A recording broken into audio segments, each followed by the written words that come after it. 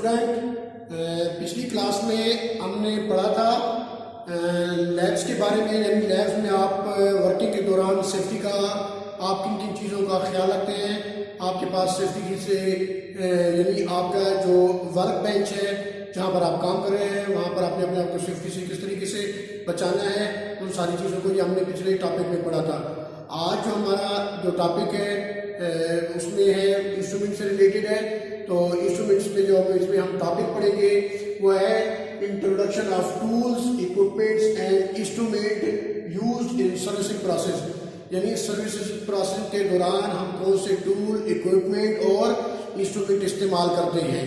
ठीक है, यानी आपकी लैब्स में कोई इंस्ट्रूमेंट आ जाता है, कोई इक्विपमेंट आ जाता है ठीक होने के लिए, सर्विस होने के लिए, तो उसमें आप कौन कौन सी ऐसी चीज़ें हैं जो आप इसको इस्तेमाल करते हैं। ठीक है, तो आइए देखते हैं कि हमारे पास कौन कौन सी लैब्स के अंदर टूल और इक्विपमेंट होना चाहिए जो हम सर्विस प्रोसेस के दौरान इस्तेमाल करते हैं। ठीक है जी, तो पहला आता है टूल्स। पहला आ रहा है टूल। टूल को हम देखते हैं कि टूल्स में सबसे पहले आता है स्क्रू ड्राइवर।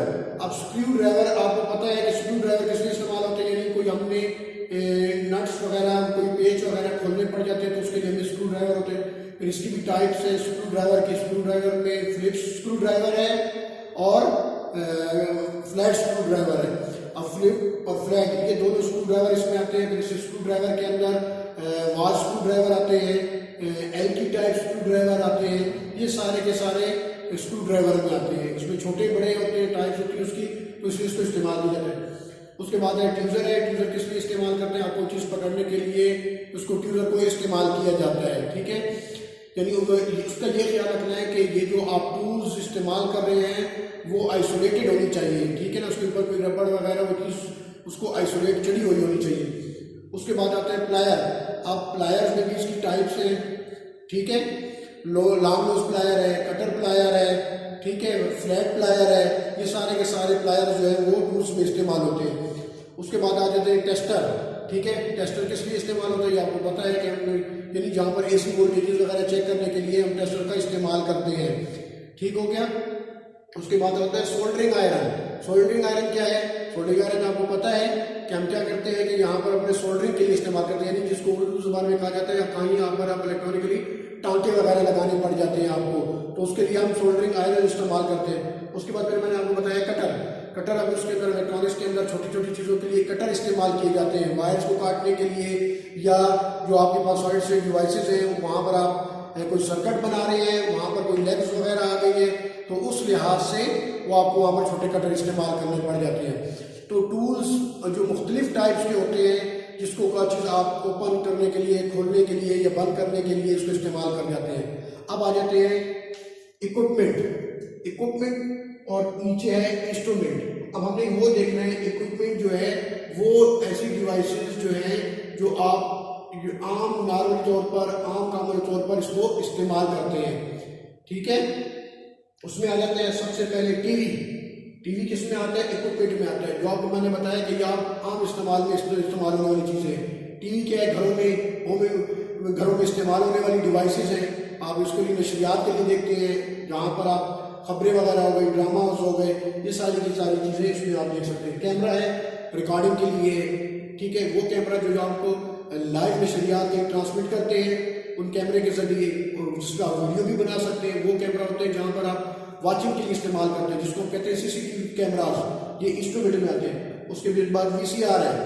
आजकल तो नहीं है, आजकल तो ये कैमराज मोबाइल कैमरा आ गए, दूसरे कैमरा है, वीडियो कैमरा है, वो इस्तेमाल होते हैं। तो इसलिए उस कैमरा उसमें ये वीसीआर पहले था, तो ये हमारे टॉपिक में आता है। तो वीसीआर वीडियो किसे कहते हैं? VCR video cassette recorder. एक वीडियो कैसेट होती है जिसके ऊपर रिकॉर्डिंग की जाती थी, इसलिए उसको जो चलाने वाली डिवाइस जो होती थी उसे हम कहते थे, वो ऐसा इक्विपमेंट होता था जो उस रिकॉर्डिंग को चलाता था। एक कैसेट होती थी, उस पर आप रिकॉर्डिंग करके उसको आप वीडियो देख सकते थे। फिर आ जाते हैं माइक्रोवेव ओवन। अब माइक्रोवेव ओवन भी है, ये भी एक इंस्ट्रूमेंट है, इक्विपमेंट है सॉरी। और इसको हम क्या इस्तेमाल करते हैं? घरेलू अशिया को गर्म करने के लिए इस्तेमाल किया जाता है। ठीक है, उसके बाद वीडियो गेम आ जाती है। वीडियो गेम भी वो भी आपको पता है कि किस किस लिए इस्तेमाल की जाती है। ये आप बच्चों को जो आप घरों में खेलते हैं, आम तो मोबाइल में भी गेम्स होती हैं, वो ऐप्स के जरिए खेली जाती है। जबकि ये वाली वीडियो गेम हो गई जो जिसमें आपको पता है या जॉयस्टिक वगैरह इस्तेमाल होती है, रिमोट वगैरह इस्तेमाल होता है, तो ये वीडियो गेम है। तो ये आपका किसमें कहलाता है, इक्विपमेंट में कहलाता है। उसके बाद आ जाए फैक्स मशीन। फैक्स मशीन आपको पता है कि डेटा को रसाई के लिए इस्तेमाल किया जाता है, जिसको हम कहते हैं आप यहाँ से कोई फैक्स कर रहे हैं एक पेजेस के लिहाज से, यहाँ पर कोई आप इनपुट किसी जगह से भेजनी है आपने एक रिटर्न फॉर्म में, तो दूसरी जगह पर आपको एक PTCL कनेक्शन के जरिए आपको ट्रांसमिट की जाती है और वहाँ से रिसीविंग की जाती है। तो ट्रांसमिट और रिसीविंग के लिए ये काम करता है, ठीक है। उसके बाद सेलुलर फ़ोन आ गया। सेलुलर फ़ोन का ये आपका मोबाइल फ़ोन है जिसको आप इसको इस्तेमाल करते हैं, ये भी आपका एक इक्विपमेंट आ जाता है, ठीक हो गया। उसके बाद है आपका कार्डलेस फ़ोन वगैरह, ये भी आपके उसमें आते हैं, इक्विपमेंट में आता है, ठीक हो गया स्टूडेंट। तो इंस्ट्रूमेंट, अब ये देखना है कि इक्विपमेंट और इंस्ट्रूमेंट क्या होते हैं। इंस्ट्रूमेंट हम अपनी जो इलेक्ट्रॉनिकली दौरान यूज इस्तेमाल करते हैं वो आपको पता होना चाहिए वो किस लिए इस्तेमाल करते हैं। वो हम इंस्ट्रूमेंट यानी जो कोई चीज़ मेजरिंग के लिहाज से आपको वोल्टेजेस है, करंट है, कोई ग्राफिकली है, कोई चीज़ आपको मेजर करके बता रही है, कोई टेम्परेचर है, वो आपको मेजर करके बताएगा। जबकि इक्विपमेंट जो है वो आपको मेजर नहीं करता, वो आपको मेजरमेंट नहीं बताता, ठीक है।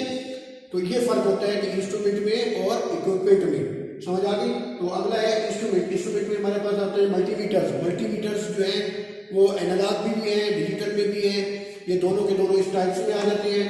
अब AF ऑडियो फ्रीक्वेंसी और रेडियो फ्रीक्वेंसी जनरेटर है, ये भी एक फ्रीक्वेंसी जनरेट करते हैं जिसको हमने बताया 10 किलो हर्ट्ज की फ्रीक्वेंसी है, 100 हर्ट्ज की है, फिर मेगा हर्ट्ज में भी आ जाते हैं। ऑडियो फ्रीक्वेंसी और रेडियो फ्रीक्वेंसी, ऑडियो फ्रीक्वेंसी में आपको क्या कहते हैं, ऑडियो सिग्नल है। जिस तरीके से आप एक साइन वेव कंसिडर करते हैं, शॉर्टवेव वेव को कंसिडर करते हैं, या RF जो हो गई वो रेडियो फ्रीक्वेंसीज है, वो बहुत हाई होती है, ठीक है। तो वो जनरेट करता है ऐसी इंस्ट्रूमेंट जो ऑडियो और रेडियो फ्रीक्वेंसी जनरेट करे, तो AF और RF जनरेटर कहलाता है। अब अगला आ जाता है ऑसिलोस्कोप।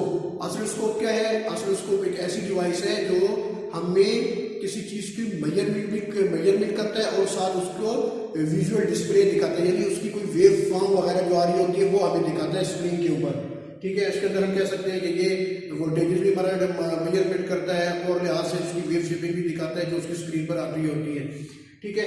उसके बाद फिर ये IC टेस्टर है, ठीक है। IC टेस्टर है, IC टेस्टर क्या है जो हमें बताता है IC टेस्टर यानी ये डिजिटल ICs हैं, एनालॉग ICs हैं, तो ये हमें फिर उसकी सीरियल बता देता है कि ये आया, ये ठीक है या ख़राब है, ये तो हमें सारे का सारा IC टेस्टर इसलिए हमें बता देता है। उसके बाद आ जाए सोल्डरिंग स्टेशन। अब सोल्डरिंग स्टेशन वहाँ पर भी है और टूल्स में भी है। सोल्डरिंग आयरन है, यहाँ पर सोल्डरिंग स्टेशन है। सोल्डरिंग स्टेशन में ये फर्क होता है कि हम इसको टेम्परेचर के लिहाज से खुद ही सिलेक्ट कर सकते हैं, जबकि सोल्डरिंग आयरन में हम वो नहीं कर सकते। सोल्डरिंग आयरन जितने वाट का है वो उतनी वाट का आपको हीट अप करेगा, जबकि इसकी जो है ये वेरिएबल है, यानी आप उसको जितना चाहें आप इसको वेरी कर सकते हैं टेम्परेचर को, इसलिए इसको कहा गया था सोल्डरिंग स्टेशन। इसमें अब टेम्परेचर मेजरमेंट हो रही है तो लिहाजा हम इसको कह सकते हैं कि ये सोल्डरिंग स्टेशन जो है इस्तेमाल किए जा रहे हैं। अब ये आता है टैकोमीटर जिसको कहते हैं स्ट्रोबोस्कोप, ठीक है, ये इस्तेमाल की जाती है इक्विपमेंट के अंदर। उसके बाद ये आता है पैटर्न जनरेटर। स्ट्रोबोस्कोप के बाद क्या आता है, पैटर्न जनरेटर। अब आपको पता होना चाहिए कि पैटर्न जनरेटर किस लिए इस्तेमाल करते हैं। आजकल तो खैर क्योंकि पहले ये होता था कि नशरियात किसी टाइमिंग आती थी, हर टाइमिंग जो है TV में नशरियात नहीं होती थी, तो लिहाजा उस यानी टेलीविज़न के अंदर पिक्चर को स्क्रीन के अंदर सेलेक्ट करने के लिए हम क्या करते थे, पैटर्न का जनरेटर इस्तेमाल करते थे। तो वो क्या होता था, स्क्रीन के ऊपर एक पूरी जितनी भी स्क्रीन है वह चाहे वो 14 इंच की है, 17 इंच की है या 21 इंच की है, तो जो आपकी पिक्चर आनी चाहिए थी वो उस फ्रेम के अंदर आनी चाहिए, यानी ना हॉरिजॉन्टली बाहर जाए ना या वर्टिकली बाहर जाए। तो इस पिक्चर को देखने के लिए हम क्या करते थे, पैटर्न का इस्तेमाल करते थे। तो हम पैटर्न लगा देते थे, वहाँ पर वो पैटर्न जो है वो TV के फ्रेम के ऊपर आ जाता था। उस फ्रेम के अंदर जो पैटर्न बन जाता था तो हम ये कह सकते थे कि हाँ जी ये अब आपकी जो नशरियात जब आपकी आएगी तो वो इस TV में इस फ्रेम के अंदर ही आएगी, ना कि बल्कि वो ऊपर की तरफ जाएगी ना वो फिर नीचे की तरफ आएगी। तो ये सारा का सारा हमारा आज introduction of tool and equipment and instrument use in servicing process, यानी सर्विसिंग प्रोसेस के अंदर हम आपकी लैब में जो भी डिवाइस इंस्ट्रूमेंट आ जाती है तो हम उसके लिए क्या क्या चीज़ रिक्वायरमेंट होती है। तो उसके लिए हमारे पास टूल रिक्वायरमेंट होने चाहिए, कुछ इक्विपमेंट है और कुछ इंस्ट्रूमेंट है। इंस्ट्रूमेंट के जरिए हम क्या करते हैं, इक्विपमेंट को चेक भी कर सकते हैं और उसको ठीक भी कर सकते हैं और उसकी सर्विसिंग भी कर सकते हैं। और टूल ही के जरिए हम इक्विपमेंट को खोल सकते हैं और उसको देख सकते हैं। हाँ, उसमें टूल्स में हमें एक और यानी आप कह सकते हैं कि कोई ऐसी जो है जो कोई चीज़ आज और मुख्तलिफ उसमें हो सकती है। तो टूल्स बहुत से हैं, हम इलेक्ट्रॉनिकली टूल्स भी आ गए हैं, तो वो लिहाजा हर लिहाज से जो भी टूल्स होंगे वो आपको ये नहीं पता होना चाहिए कि ये टूल किस मकसद के लिए इस्तेमाल की जा रही है। तो नहीं कि सिर्फ यूज़र और प्लायर्स आपके पास होने चाहिए, नहीं, और भी इसके अलावा भी टूल्स आपके पास होने चाहिए वर्कशॉप के अंदर, लैब के अंदर, जहाँ पर आप कोई काम वगैरह कर रहे हैं। ठीक है स्टूडेंट, तो अगले टॉपिक में हम फिर मिलेंगे। जब तक के लिए अल्लाह हाफिज़।